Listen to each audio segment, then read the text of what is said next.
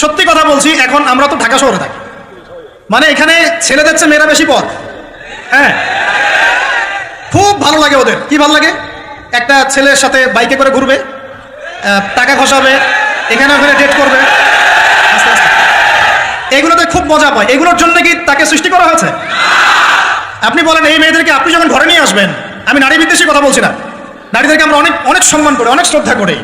আর আমাকে জন্ম দিয়েছেন একজন নারী, আমাকে দিনের পথে চলতে আত্মবিশ্বাস যোগায় পিছন থেকে, ঘরের নারী যোগায় কিনা? আমার নিজের কন্যা সন্তান আছে, আমরা মেয়ের বাবা। কিন্তু এখন যে টিকটক জেনারেশন মেয়েদেরকে আপনি তৈরি করছেন, ফোন হাতে তুলে দিয়ে ডেটিং করছে, বাইকের পিছনে ছেলের সাথে ঘুরছে, এখানে ওখানে ফ্রি ওপেন সেক্স করছে, কোনোদিন ধর্ষণের শিকার হচ্ছে, এই মেয়েদেরকে ঘরে নিয়ে আসার পরে এদের গর্ভ থেকে কি আপনি ইসমাইলের মতো সন্তান পাবেন?